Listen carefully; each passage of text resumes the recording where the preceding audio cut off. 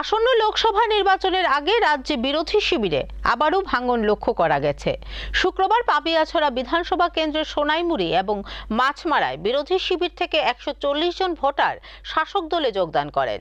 এদিন নবাগতদের গেরুয়া পতাকা দিয়ে নিজ দলে বরণ করেন বিধায়ক ভগবান চন্দ্র দাস। লোকসভা নির্বাচনকে সামনে রেখে একরকম বিরোধীদের ঘুম রেখেই তাদের শিবিরে ভাঙন ধরিয়ে নিজ দলে আনতে সচেষ্ট রয়েছে শাসক দল। রাজ্যের পাপিয়াছড়া বিধানসভার কেন্দ্র লোকসভা ভোটকে সামনে রেখে শাসক দলের তৎপরতা দেখা গেছে। স্থানীয় বিধানসভার এই প্রান্ত থেকে ও প্রান্তে চষে বেড়াচ্ছেন বিধায়ক তথা রাজ্যের প্রাক্তন মন্ত্রী ভগবান দাস। চলছে সাংগঠনিক সভা থেকে যোগদান সভা। শুক্রবারও সংশ্লিষ্ট বিধানসভা কেন্দ্রে সোনাইমুড়ি এবং মাছমারায় হয় বিজেপির দুটি পৃথক যোগদান সভা।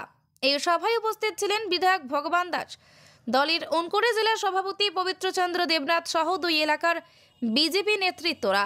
এদিনের দুটি সভায় প্রায় 140 জন ভোটার বিভিন্ন বিরোধী রাজনৈতিক দলের সঙ্গ ছেড়ে ভিড়লেন পদ্ম ভবনে।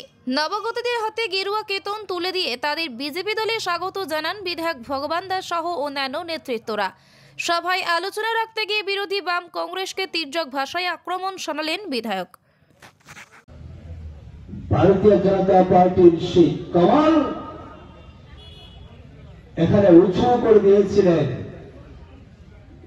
ভারতীয় জনতা পার্টির ভোট এখানে অধিক মাত্রায় আমরা পেয়েছি এবং আপনারা সেদিন সমর্থন করেছেন। সমস্ত ষড়যন্ত্রকে আপনারা সেদিন ধূলিসাৎ করে দিয়েছেন। আসলে মাছমারাতে নয়, সারা রাজ্যের একই চিত্র।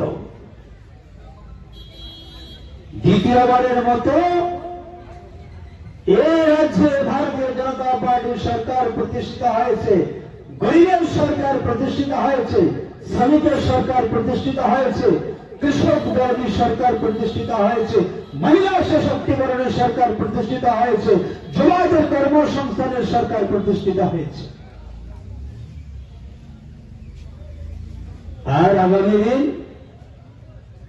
কোন ষড়যন্ত্র কাজে লাগবে না। কংগ্রেস সিপিএম এক জায়গায় এসে গিয়েছিল।